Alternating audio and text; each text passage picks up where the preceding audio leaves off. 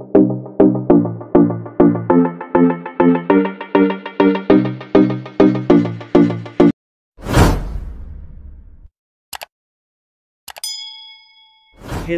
Welcome to my channel. Huwag kalilimutan mag-subscribe, mag-likes at mag-share sa aking mga videos.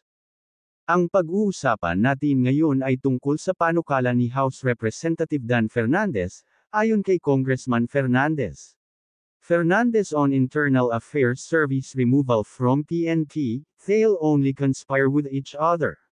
Ang Philippine National Police, PNP, Internal Affairs Service, IAS, ay dapat na isang hiwalay na entity mula sa puwersa ng pulisya o maaari itong ilagay sa ilalim ng iba pang ahensyang nagpapatupad ng batas, ayon kay Santa Rosa City Representative Dan Fernandez.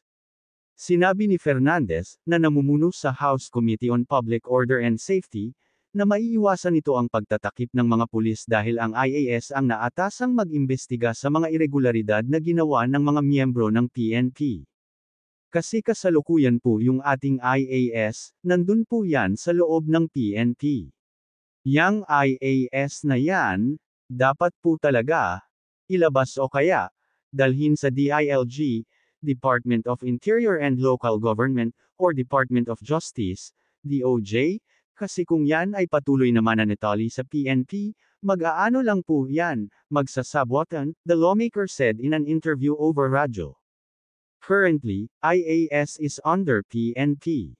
That IAS should be outside or brought to DILG or DOJ, because if it remains a PNP unit, they may only conspire with one another.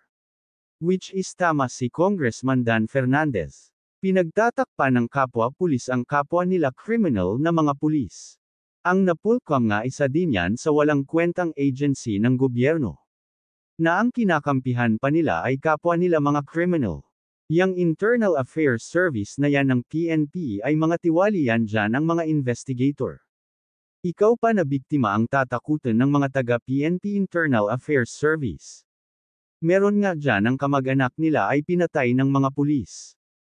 Alam nyo ba nang idinimande ng mga kaanak ang mga pulis ay tinakot pinagbabantaan pa ng investigator ng PNP Internal Affairs Service ang mga kaanak ng biktima at tinutukan pa ng baril at tinatakot na ikukulong ang nagrereklamo na kamag-anak ng biktima. Masyado dyan sa Internal Affairs Service ang mga pang-aabuso ng mga pulis.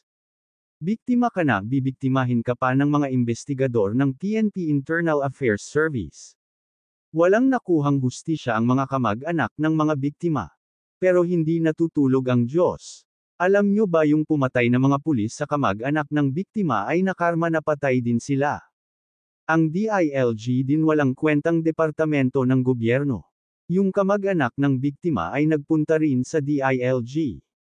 Alam nyo kung ano ang nangyayari sa pagpunta nila, ito ang masakit, pinagbibintangan pa sila na may dalang droga ng mga gwardya ng DILG. Grabe ang pang-aabuso ng mga taga-gobyerno.